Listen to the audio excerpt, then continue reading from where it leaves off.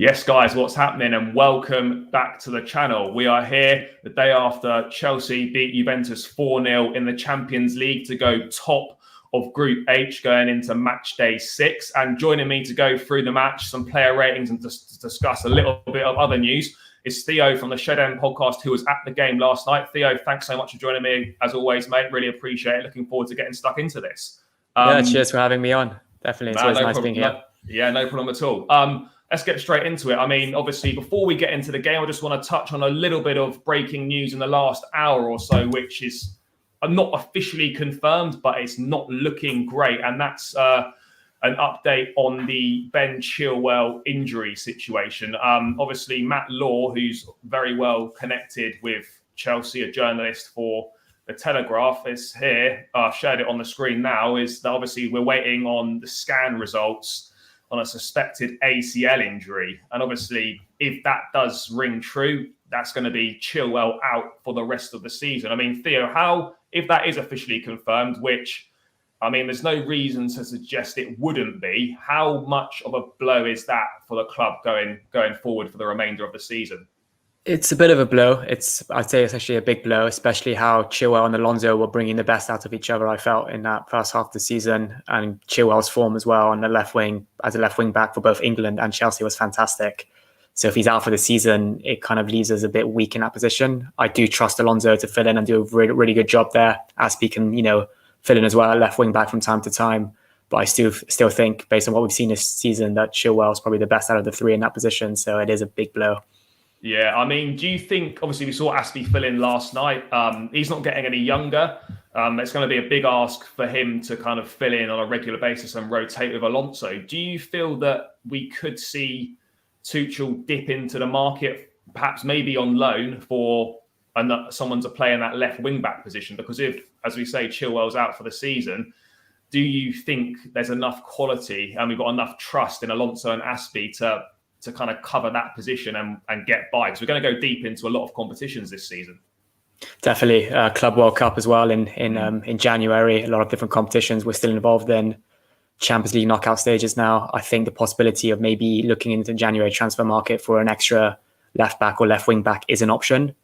However, it depends completely on the length of Chilwell's injury. If it's for the season, then it is an option. If it's a couple months, I think we can easily make do with Alonso and Aspie, and maybe even promote an academy graduate from Cobham as well.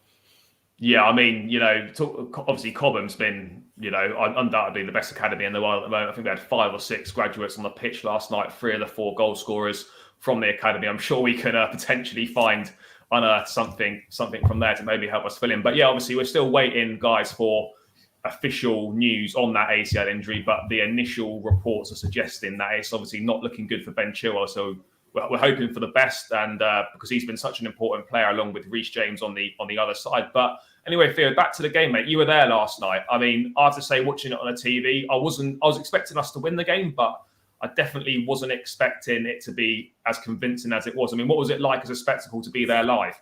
It was brilliant. I don't think I've actually witnessed an atmosphere like that at Stamford Bridge in the Champions League, maybe since that 4-4 draw with Ajax, in terms of, how exciting it was seeing goals. Matthew Harding was, electric all 90 minutes. And also it just felt like the players were connected to the fans. You could see when Hudson-Odoi scored, he kind of knee slid in front of where I was sat. I think 2 Chelsea fans ran on the pitch to celebrate with them. And you don't see that too often at Stamford Bridge. So there is a sense of, the players and the fans are connected this season. And you really felt that with also the manager, connected with the manager as well. And we really felt that yesterday at Stamford Bridge. And I was really pleased to be there, definitely. And in terms of the starting lineup, not too much surprise from my end. I mean, for me, it was going to be a toss-up whether Chalobah or Christensen would start in that back 3. Obviously, he went with Chalobah, which is no problems there. And then the only other slight one I was thinking was, would he play Loftus-Cheek instead of Jorginho or Kante? I mean, what did you make of the lineup? Were you happy with the makeup of the front 3? I think in the preview video I predicted that would be the starting front 3. I mean, were you happy with the lineup? I think given the kind of doubts and injuries we had to maybe Havertz, Werner, Lukaku, I think the lineup did make sense. And given as well the performance against Leicester, it's very, very harsh to say, but I think Mount was probably the weakest player on the pitch. Yeah. And that's no disrespect to Mount, but it's more that every other player was fantastic. So maybe dropping him for that game made sense and bring in Pudusik and Ziyech. So I was happy with the lineup. Jorginho played like he didn't even have that injury against Leicester. And the substitutions, for the injuries during that game also made sense, I suppose. Maybe the Aspi one for Chilwell. Tuchel explained that it was a bit of a miscommunication, but it made sense as well, and we kept the clean sheet. So all in all, I was happy with the starting 11. Yeah, I think the 5 subs definitely helped us out a bit last night with a few injuries and being able to give some more key players a rest ahead of obviously Sunday's big game against Manchester United. So that's obviously helped us out a little bit there. I mean, what did you make of the start of the game? Because obviously, the first sort of 10, 15 minutes, I kind of thought we were on top, but it was a little bit of a slow start. We looked sharp, but didn't create an awful lot in those opening exchanges. Yeah, I mean, I think it's kind of the story of Chelsea this season. First 10 minutes, we never look. We looked the better team, but we never really get a goal early on. I don't think it was maybe a bit more cagey than the rest of the 80 minutes that followed, but it was a promising start, I felt. And then, what happened beyond the 20th minute or so was just Chelsea domination. So I kind of reassured the fans in Stamford Bridge after then. Yeah. I mean, as I mentioned, I wasn't expecting anything particularly strenuous. Obviously, you've got to take Juventus. You've got to give them respect. Yes, they're not as good as they have been in previous years. Yes, they're struggling domestically, but they're still a European powerhouse as such. And we were outstanding. And that opening goal comes from a set piece and another academy graduate, Trevor Chalobah, getting his goal on his Champions League debut. I mean, isn't it a little bit ironic that if we'd actually pursued and completed the signing of Jules Koundé this summer, we probably wouldn't have even seen Chalobah in the squad? That's very true. That's very, very true. It's kind of, I think, credit to Tuchel because the players that impressed him in pre-season got what they deserved, and that's a spot in his squad. But I think when Chalobah did start that Super Cup final against Villarreal, it was a sign that, he's here to stay.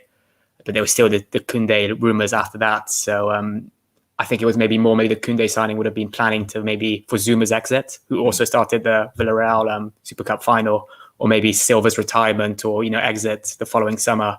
But I'm really pleased he stayed. And, we forget that he's only 22 because he plays with such maturity and composure, and he's a fantastic player.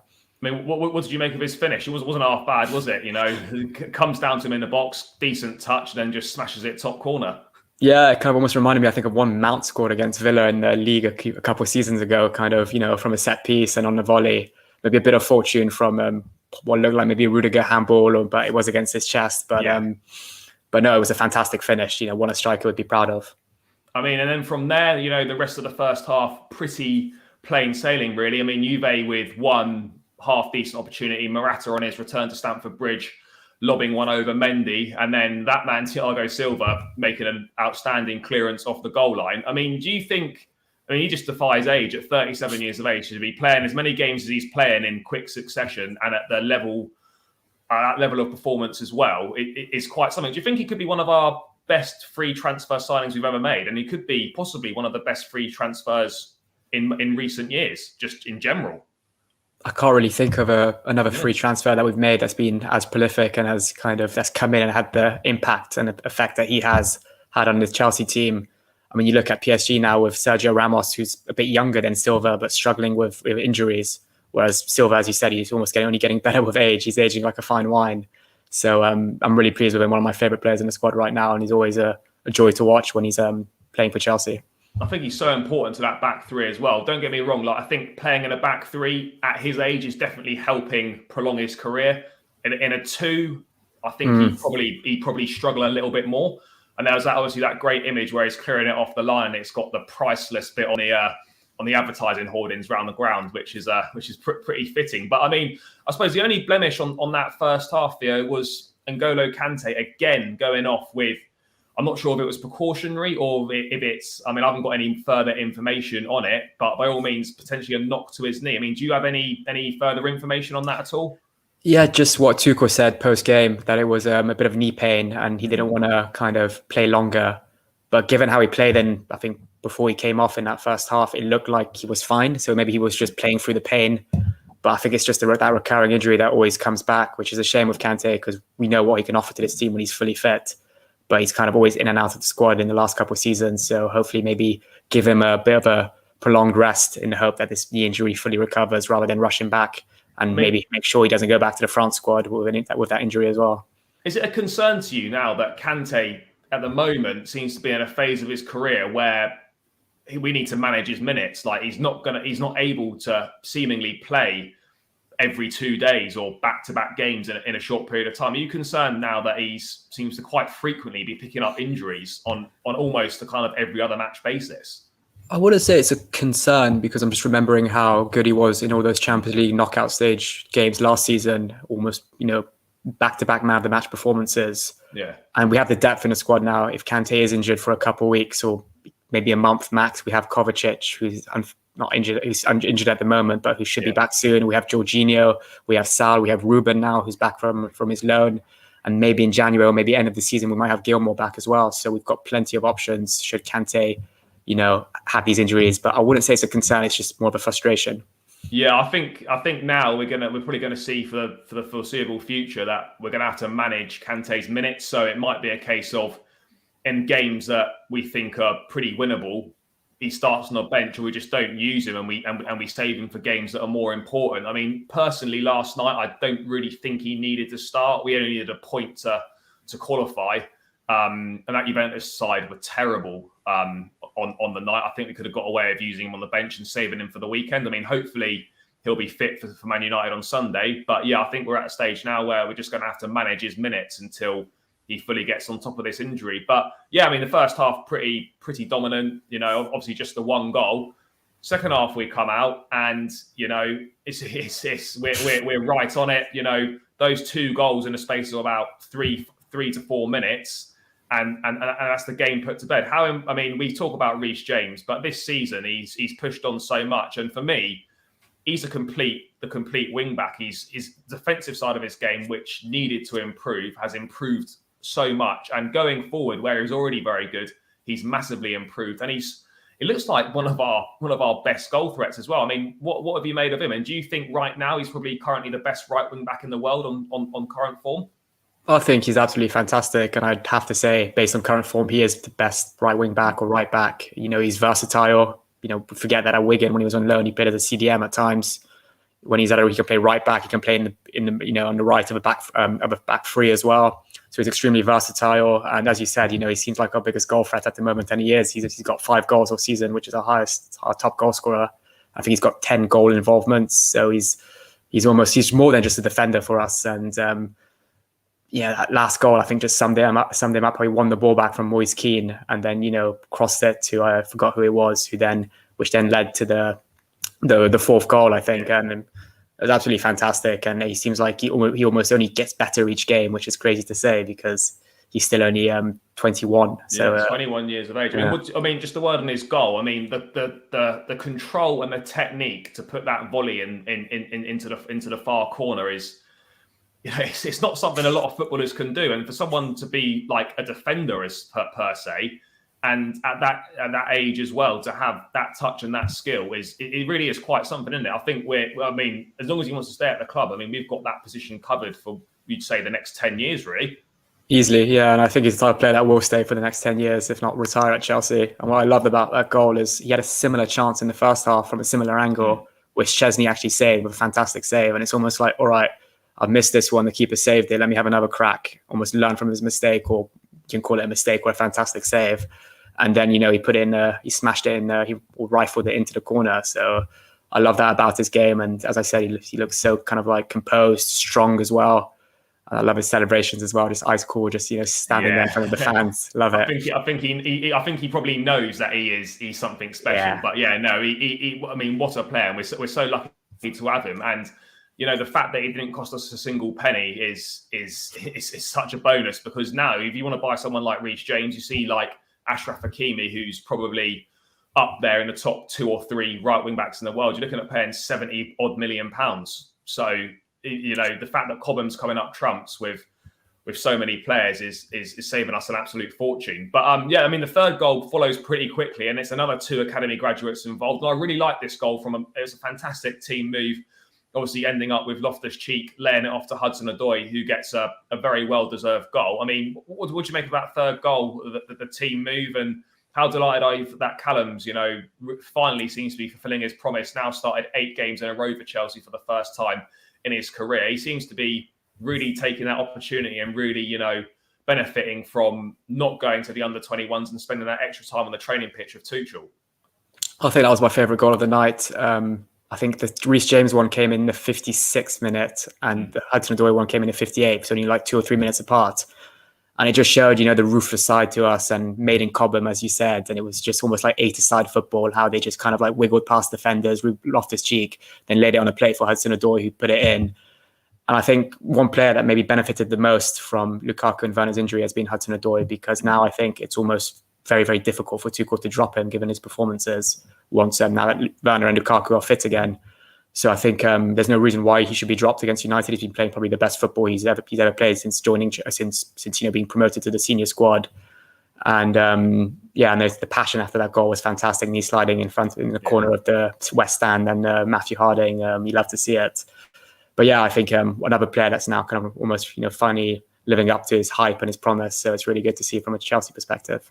And then obviously not too much else happened in the remainder of that second half. Obviously, Juventus had one effort from distance, which Mendy comfortably saved. Pretty much the only save I think he had to make in the whole evening. It was a very quiet night for him. And then obviously great to see Timo Werner back on the pitch, getting some minutes after his injury, and then just kind of finishing one right at the end. Theo, obviously convincing win for Chelsea. Are you surprised at how poor Juventus were and how little of a test they provided? I'm surprised given how well they defended in the reverse leg in Turin.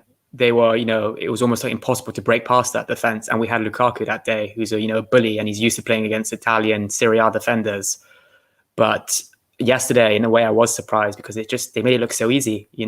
I've had Burnley a couple of weeks ago before the international break was arguably a tougher game than that and I was at Stamford Bridge for both games. And whereas this one just felt like we were in control, we were dominant, we knew what we were doing when we had the ball. When Juventus did have the ball, they didn't really know what to do, or they'd lose it very quickly. And as you said, they only had about 2 chances, so there was never really a moment we felt we were in danger. Yeah, I have to say, very surprised. And, I'm surprised that their main threat, Chiesa, literally, we kept him so quiet and he offered absolutely nothing. I mean, obviously, there was no service to him, but I mean, I was a little bit concerned about the threat that he might potentially be offering in for us. But yeah, we kept him so quiet, and it was just a fantastic performance. And obviously, we now top the group. So I'll just quickly bring the group up just as we look at before we get into the player ratings, just to show what the state of play is now heading into the last one. So obviously 5 games played now. We're obviously top of the group, 12 points each with Juventus. We head to Zenit St. Petersburg, Russia, away for the last game, knowing that obviously as long as we win, that will be top spot, and Juventus should beat Malmo. I mean, Theo, how important is it to you that we top the group, or does it not really matter too much, given in the knockouts you've got to play everyone anyway if you want to win? And if you come top, you can sometimes get unlucky getting a very good side that's finished second. And also, you can sometimes finish second and luck in getting a side that's not that great that finishes top. I mean, where do you stand in it? Does it matter to you? I mean, I do like to look at who finishes top, who finishes second, who are your potential opponents. Look at last season, we finished top and we ended up playing Atletico Madrid in the round of 16. And at the time, they were, red hot in form, and that was arguably probably the toughest draw we could have got.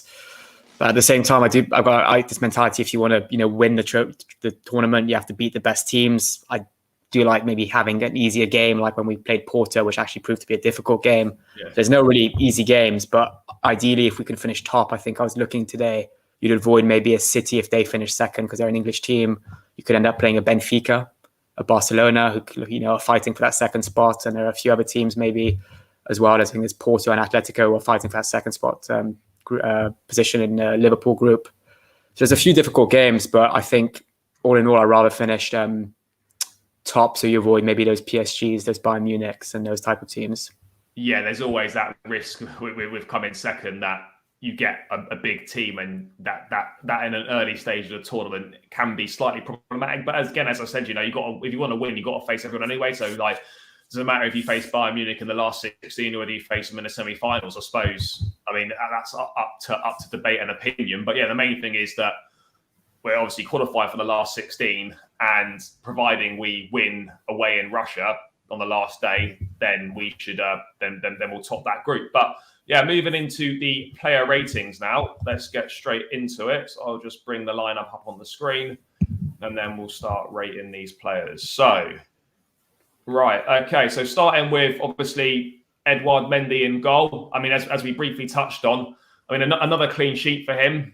Fantastic. I can't remember what the exact stats are, but I mean, they are something quite special. I think it's in Tuchel's first 50, it's 31 clean sheets, I believe, in those games. So a lot. And I think Mendy in his first 60 matches has got 35 clean sheets, which is the same as what Pudusik got. So, I mean, defensively, we are quite special, really. Mendy on the night, I mean, it's hard to give him much of a high rating because he literally had one save to make, pretty much. I mean, what did you make of his performance? Yeah, I mean, it was a typical Mendy performance. What we've seen this season, it's not much to, maybe bar that Brentford game, not much to do. But when he's kind of called upon, he delivers. And that was that one save from quite far out. So I think it shows that he's a top-class keeper, having to stay concentrated for the full 90 minutes. If I'm going to be very, very critical, this is me being critical because I want Mendy to be the best of the best. He can still work on his distribution. We saw it a few times. Maybe he cleared it out for, throw-ins. I think this one time maybe he miscommunicated one of his defenders and there was a bit of a fumble with him trying to catch it. But other than that, very comfortable night for him. And if I had to give him a rating out of 10, I'd probably just go for a 7. I think that's quite a solid number. Yeah, I think that's fair. I was thinking a 6.5, a 7. So I'll go Mendy with a 7. Nothing to do, but when called upon, he was solid. So yeah, it's hard to give him much more than a 7, really. Moving on to obviously the back three now. I mean, Rudiger, obviously perhaps not one of his more imposing games as such, but again, very solid, some good bursts forward, defensively very sound as well. I mean, what did you make of his performance? Yeah, very solid. Again, relatively comfortable for all three of those defenders, as they didn't have much to deal with. But everything that was thrown upon on them, they kind of dealt with it quite comfortably. And then, again, a clean sheet. So once you've got a clean sheet, I feel like it has to add a couple extra points. So I think if maybe Chilwell deserves a bit more, but I'd have to give maybe Rudiger as well, maybe a 7 or 7.5. Yeah, I think a 7 is pretty fair for Rudiger. Just on Rudiger, Theo, how important? I mean, obviously the contract issue is still rumbling on. It doesn't seem to be affecting his performances on the pitch. Are you of the opinion that we have to keep him, or do you think it's not completely end of the world if he ends up moving on? It's a difficult one because he is demanding a lot of money, and once you kind of allow a player to get that much money, it kind of almost creates a chain reaction in a squad with other players maybe wanting to demand similar sums, given how if they think I'm playing better than this guy, then I deserve more.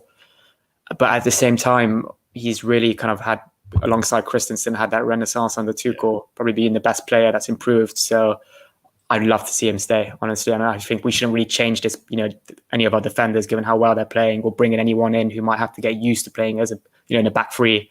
So if we can keep him and agree some kind of contract that's, good for all parties, then that'll be the ideal situation. Yeah, I mean, I'm still hopeful he'll stay, but each day that goes by that there's no news on the contract, I'm kind of less and less hopeful. But for me, fantastic if he stays. Yes, a big blow if he leaves, but I think we've got enough players to kind of cover it, and we'll obviously go into the market and bring someone in that will probably get up to speed pretty quickly with the system and be just as good. So, I mean, yeah, it'll be disappointing, but I don't feel it wouldn't be a complete disaster. It's not like, we'd start conceding loads of goals every week if Rudiger doesn't play, but I agree, it would be a big miss. I mean, now moving on to Thiago Silva, I don't know, obviously you were there last night. I thought he was outstanding. Again, just so calm on the ball. I mean, his range of passing, and obviously then that fantastic goal line clearance from Morata's effort. I mean, I don't really know what else we can say about him. He just defies his years, as we said earlier. The fact that 37 years of age, he's playing, the amount of games he's playing, in the frequency, and with the quality of performance that he's putting in. I mean, he really is a special footballer, isn't he? He is. I think he's kind of a one-of-a-kind footballer, probably the closest we've come in quality since John Terry as a centre-back, in terms of experience, in terms of maturity, in terms of composure on the ball. And as you said, he just kind of stayed in that defence and almost marshals, his defenders forwards. And he reminds me a bit of an NFL quarterback with the way he just kind of like launches these balls forwards or starts, attacks and chances for us. So, yeah, and the goal line clearance was brilliant as well. You would not expect that from a 37-year-old. But he put a picture up of comparing it. I think John Terry put a picture of himself clearing the ball off the line against Ukraine in the Euros, and he compared it to the Silva one. But yeah, I think Silva deserves an 8 or an 8.5 maybe, and especially he was unlucky not to score as well from a header from a corner. Yeah, I mean, you could almost argue now that he's probably one of the first names on the team sheet at the moment, given the fact, he's keeping the likes of Christensen on the bench and stuff, given how good he's been. I mean, it really is some level of performance he's shown. But yeah, I agree. I think an 8.5 is pretty fair for him. I thought on the night he was outstanding. I mean, and then moving on to obviously the last in the back line, Chalobah, I think to start with, fully deserved his place in the starting lineup, given the fact that every time he's played this season, he's been faultless. Again, he was brilliant against Leicester, so deserved to start. I mean, what did you make of his performance? Obviously, I think he was given the man of the match and obviously capped it off with a goal. The fact he's only 22 as well, we've got someone in this squad now that, if he wants to stay, could be here for the next 5+ years. Yeah, fantastic. Honestly, fantastic player. As I said, I'm really pleased that, he took his chance in pre-season, proved that he deserves to, stay in the senior squad, the Tuchel. And, we forget that he was playing, I think, for Lorient in Ligue 1 last season, and now, having to adapt to the Premier League, which, a league that he's never played in.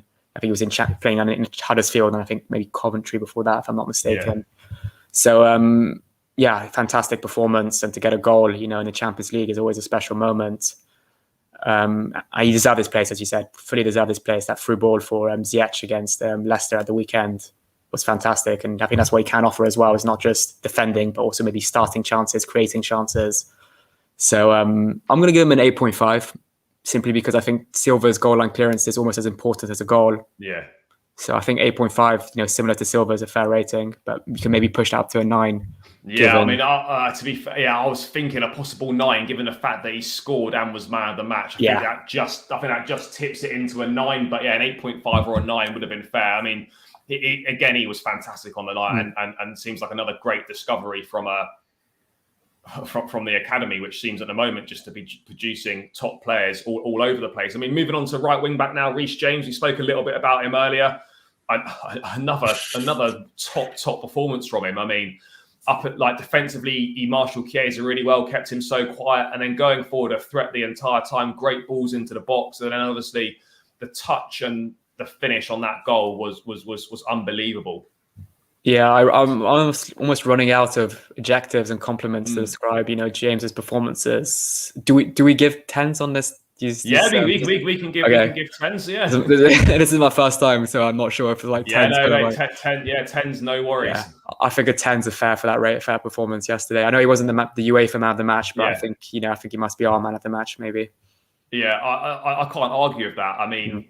He was literally perfect. I mean, I don't think there was anything much more that he could do. So yeah, I think Reese James would have to go in at a 10. I thought he was just unbelievable, and we're so lucky to have him in the side, because I mean, I'd hate to think if he got injured for a period of time or whatever. Obviously, Azpilicueta, great professional, but he's not offering what Reese James does, and obviously Callum, if he filled in there. Again, that's just not where he goes. We just got to hope that that James can stay fit. But obviously, moving over to the other side, Ben Chilwell. Obviously, before he went off injured after about 70 minutes, what did you make of his performance? I thought, again, obviously not quite as good as Reese James, but he was a threat going forward, and I thought he did pretty well defensively, but probably not one of his better performances of the season. I mean, we say it's not one of his best performances simply because he didn't, provide an assist or score a goal, and that's what we're getting used to with Ben Chilwell. Yeah. But overall, solid, kept a clean sheet, did his part, on the left side. So I think, again, maybe a 7 is a fair rating, or maybe you can lower that to a 6.5, given that he had to come off injured. But I think a very solid performance overall, and what you'd expect from Chilwell. Yeah, I mean, how impressed have you been with? I'd agree with a 7. I mean, how impressed have you been with Chilwell? Obviously, since after the Euros where he didn't play any minutes, he wasn't in the lineup at the start of the season. How impressed have you been with him since he's worked his way back into the team? He really seems to have pushed on and has really taken on board what Tuchel wants from him. And his game now compared to what it was last season is quite a big transformation. Really impressed with his maturity and almost how he waited for his chance. He knew it would come. Tuchel promised him that it would come. At the time, it was very harsh to drop Marcus Alonso because he started the season fantastically. And then I think Chilwell was given that league game against Southampton. And then from there, he almost started every single game. But I think the competition between Alonso and Chilwell is very healthy because, as I said, it brings out the best out of both of them. And I think almost maybe Tuchel was preferring Alonso at the time, at the start of the season, because he was bombing forward more often, providing assists, providing goals. But now Chilwell's doing that too. So it's kind of, what more can you want from a left wing back in Ben Chilwell? So I'm really impressed by how he started the performance. And as I said, a big blow that he's out now. Yeah, that really is going to be a big blow. I mean, obviously, as I mentioned beforehand, if you're just joining now, it's not officially confirmed, but it's looking like it could be an ACL for Ben Chilwell, and that would mean he'd be missing for the rest of the season, potentially. Moving into midfield now, then, I mean, Jorginho, again, I think he's now a player that has definitely won over the whole fan base. I know when Sarri first arrived, people weren't sure on him. He was only there because Sarri liked him, etc. But I think now, over the last kind of 12 to 18 months, he's really shown that he's actually a top footballer, and he's a really vital part to this side. And I thought, again, he was fantastic last night. The way he just kind of controls the game from midfield. And I think European football particularly does really suit him. How impressed were you with him last night? I think we take these Jorginho performances for granted at times, just because we're getting so used to them. And it's almost like how we were getting used to Kante's performances in the last couple of seasons as well. And I think it's fantastic. And as you said, I think European football really suits his kind of the pace of European football games really suits him. And what's good with him, I think there were great analysis in the Leicester game, is Kante almost, when he goes forward, Jorginho sits back. So it's kind of, we're used to seeing Kante as the CDM, but Jorginho is that real one who kind of sits in that centre circle and allows Kante to do his thing up forward now. And that's how Kante got his goal and the other chance against Schmeichel in the Leicester game. And again, a very good performance from Jorginho. Probably knew a couple of the Italian players. I think 7 is a very fair rating for that. And I think maybe even 7.5, given that, he dealt with very good Italian midfielders in Locatelli and I forgot who the other one is. Bentancur, yes. Yeah. I'd agree. I think Jorginho definitely a 7.5 in there. I thought he was spot on again. Obviously quite tough to give Kante a rating, given he only played about 25 minutes, half an hour. I mean, it's quite hard to give him one. So just go for an NA on that one. Ruben obviously comes on about 30 minutes into the game, 35 minutes. I thought it was unlucky not to start. He looks pretty good when he came on, didn't he? I was quite impressed with him again. Really good. I think, as you said, unlucky not to start, given how well he played in Sweden a few weeks ago. He was fantastic in that Malmo game. And what I think we're seeing with Ruben this season under Tuchel that we weren't seeing, back in that Sarri season and the seasons before, is almost his defensive ability, winning the ball back from players, driving up the pitch, but from midfield, whereas before he was kind of, used to maybe being more in that cam position. So I think, I'd be more than comfortable seeing Ruben Loftus-Cheek as a centre midfielder this season. And if he does, probably, and it is likely that he may start there against Man United, then I'm more than happy with that. But I think the player that came off the bench that impressed me the most, so I'd give him an 8. Yeah, I have to agree. I thought he was really good again. I mean, his transformation as well, given the fact, last season he was on loan at Fulham. I know he's obviously coming back from a big injury still, and that loan was probably more about just getting regular minutes in and completing a season. But he wasn't getting in that Fulham side week in, week out. And I certainly wasn't expecting this level of kind of performance from him and to be in and around the team and starting in games. So it's fair play to him. He had an opportunity to leave Chelsea on loan. He turned that down. He's worked hard and he's showing Tuchel what he can offer to this side. And he's rightly so getting a lot of minutes that he does really deserve. So yeah, I think an 8 rating for Ruben is fully deserved. I mean, moving on to the front three now then, Theo. Hakim Ziyech, I think he's a bit like Marmite with the Chelsea fans. You either like him or you hate him. I mean, he's one of those guys that at Ajax was fantastic. I was really excited when his signing was announced, but for whatever reason, it hasn't really quite happened for him. He's shown glimpses in certain games and he goes missing for a few games. I have to say, I thought last night, fair play to him. He was really good, wasn't he? Very, very good. I'd have to completely agree with that Marmite comparison you made. I think sometimes his body language and his energy kind of lets him down because he does look a bit like he didn't really wake up feeling like he wants to play this game, and it kind of, that's what annoys the Chelsea fans the most, because we all know how good he is on his day. And we saw that in Ajax, when he was at Ajax. We saw that in a couple of performances. I think back in the first half of the second Lampard season. But yesterday he was fantastic. He looked a lot more, creating chances. He looked a lot more up for it. And I think that's why Tuchel started him, because maybe he saw something when he came on against Leicester that made him realise that, he's up for it and he needs to start this game. So he brought his A game yesterday, and I credit to him. I'd give him a solid 8 as well.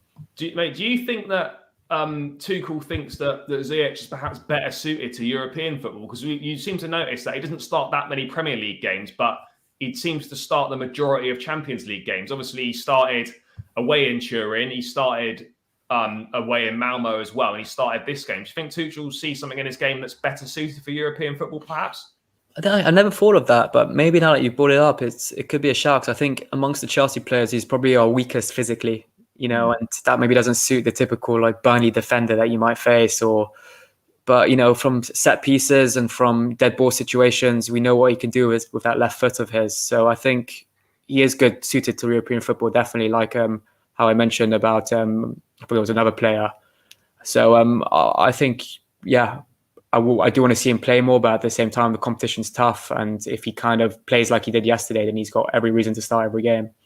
Yeah, I agree. It's just finding that level of consistency now with Ziyech. You see a performance like this, if he got an opportunity to start at the weekend, given what he's shown in his Chelsea career so far, you'd think he just put in a bang average performance and he'd be kind of back to square one. So that consistency is needed. But again, perhaps a run in the side is maybe what he needs. But yeah, I agree. Last night I thought he was spot on. So yeah, I think an 8 rating for him is good.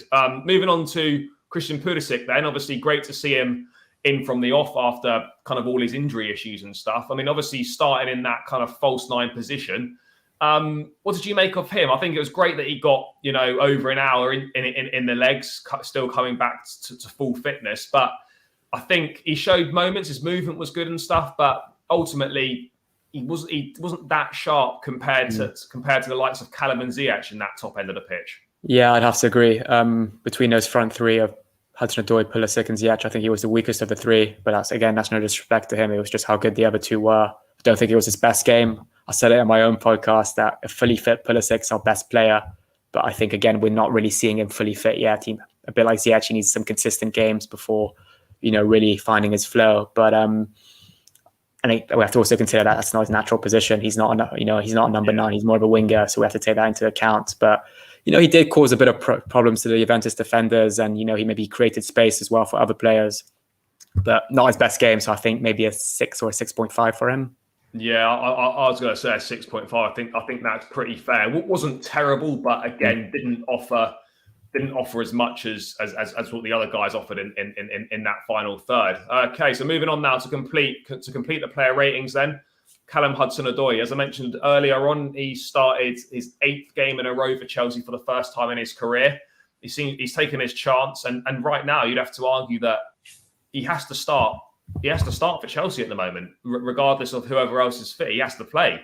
What did you make of him last night? I thought he was really, really dangerous going forward, very direct, took his goal really well, thoroughly deserved it, and another top performance. He really is becoming one of our kind of more important players at the moment. Definitely. We mentioned consistent game time with Pulisic and Ziyech. 8 games in a row, as you just said, that's what it does to you now. Look at those performances. If you kind of get that consistent game time under your belt, you can put in performances like that. You can get used to the players you're playing around. So I was really impressed by Hudson-Odoi, another player that you forget how young he is, given how well he's playing at the moment, and there's no reason to drop him. So rating-wise, I think if you're looking at other players that got 8.5s, I think he deserves something similar to that. So I think an 8.5 or even pushing it to a 9 is a fair rating, I'd say. Yeah, I think an 8.5 is pretty spot on. I mean, how great is it that we're now seeing him play where he wants to play and not seeing him at wing back? Every time I see him at wing back, it's just like, it does a bit of a job for the team there, but it's such a waste of his ability. How pleased are you now that he's had this run in the side in his proper position and he's now showing everyone what he can do? And do you think he's potentially quite close to getting back into the England senior setup? Yeah, really pleased to see him in his natural position now. There was one moment, because I was sat in the West Stand, I saw him almost outrun Juan Cuadrado, and he beat Juan Cuadrado to get the ball, and we know how pacey Juan Cuadrado is. So that was really good. And there's no reason why he shouldn't get a call up to the England squad. I'm still a bit unsure what the situation is with his allegiance to national teams, whether it's Ghana, whether it's England. But I think if he does want to represent England, I think if he continues playing like this before the March game, the England games in March, then I think he deserves it. He's definitely in for a shout to be called up. Yeah, no, it's going to be hard to ignore him if he carries on putting this form in. And just like one word on one of the subs, obviously it was nice to see Sam Against get a few minutes again. And also Timo Werner back from injury. Someone that, you know, was very important to us at the back end of last season, particularly in that Champions League run. Him back on the pitch, 20 minutes or so, gets a goal. Do you think that'll do his confidence a lot of good? And do you think he's got what it takes to force his way back into the starting lineup? Because I'd probably say at the moment he's not first choice. He's probably not first choice given how all those other players have performed in his absence. But he does offer, you know, things that other players don't offer, which is creating space, which is his pace, which is, you know, getting in those right positions at the right time, at the right place, which is how he got his goal. But again, healthy competition to have. I think a great option to maybe have off the bench. But I don't know, it's whether you kind of want to stick with a front three, whether you want to go with a front two of Lukaku and Havertz, Lukaku and Werner. But it's a good headache to have for Tuchel because there's lots of different possibilities. So I'm really pleased that he is kind of, you know, taking his chances now. And on paper, a goal against Juventus is great for him, just like how he got a goal against Real Madrid in the semis.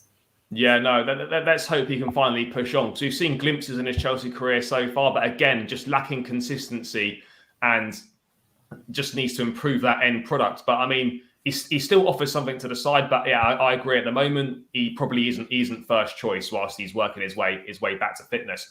But yeah, guys, that obviously rounds out the player rating. So obviously, if you agree or disagree, do let us know in the comments below, as always. Just lastly then, Thomas Tuchel, 50 games in charge for Chelsea. Feels like he's been here for ages. And, I mean, just the word on his record, I'm just going to bring it up now. I mean, it's quite remarkable, really, given like what he's done in just 50 games of being at the club. Let me just find it now. There we go. I mean, Theo, how impressed have you been with him? 50 games, 32 wins, 11 draws, 7 defeats, 81 goals, 31 clean sheets, only 24 goals conceded. And he's obviously got a Super Cup and a UCL. I mean, obviously, Poch calling us a defensive team the other week, given the fact we scored 81 goals in 50 games. It's not half bad, that, is it? I mean, if that's like the statistics of a defensive team, then let every team play defensive football because that's honestly mind-blowing statistics. It's phenomenal. And you forget that he came midway through last season. Probably didn't know many of the players except for maybe Silva and a few of the German players, you know, bought in his philosophy. You know, within a couple of training sessions, they were playing with small footballs. You know, he was telling his players that he wanted them to win the ball back after 7 seconds of losing it. And I can probably, you know, remember every single goal we conceded. That's how many we haven't really, how little we conceded. And 5 of those were against West Brom in that fluke game, you know. So it's really fantastic. And what I also like is that the players finally seem to be enjoying playing under the manager. We saw, you know, under some of the other managers, Sarri, Conte, Lampard, they started off enjoying it and then it kind of died out. Whereas I can't really see that happening at all with Tuchel. And he's making the most out of his squad. Players like, you know, Malong Sarr and Ross Barkley weren't even given squad numbers in last summer. Whereas now, you know, they're part of the team. They're playing the cup games. Ross Barkley started against Burnley and he's playing his part when he's given a chance. So I think as a manager, he's probably, I want to say, the best manager we've ever had. Probably. Yeah, well, I certainly think he's definitely up there. If he can add a few Premier League titles, he could well eclipse Jose Mourinho. I mean, I think certainly at the moment, I'd have to say right now, I think he's the best manager in the world. I think he's better than Pep at the moment. He's better than Klopp, you know, and others. Not miles better, but at the moment, you can't argue the impact he's had since he's come in. So I think we're so lucky to have him, and hopefully, you know, I think the league is probably the priority this season. Obviously, doesn't mean the Champions League is disregarded, but I think the league is the main focus now. We haven't challenged for a league title since we won with Antonio Conte, really. So it's for a club like us, it's like 3, 4, 5 years. It's quite a long time to go without a Premier League title. So we do need to hopefully we can see that through this season. But I mean, yeah, so far, I mean, Tuchel has exceeded, I think, everyone's expectations. I don't think anyone expected him to be this good. But yeah, guys, that's just our match reaction, player ratings. just a reminder that the state of play heading into match day 6 is that Chelsea top the group from Juventus on head-to-head. And we face Zenit St. Petersburg away whilst Juventus play Malmo. So as long as we match Juventus's result, we will top the group. Theo, thanks so much for joining me, mate. Guys, make sure you check out Theo's podcast. I'll link it below in the description. Thanks so much again. Guys, if you've watched it live, thanks for joining us. If you haven't and you're going to watch it back, make sure you smash a like on the video. Make sure you subscribe to the channel. We're approaching 200 subscribers, so every new subscriber helps. It takes literally seconds, doesn't cost anything to click that subscribe button, so please do. We really appreciate your support. And yeah, guys, roll on Sunday, Man United at home. Hopefully we can continue the momentum, stay top of the league, but until then, guys, we'll catch you again soon.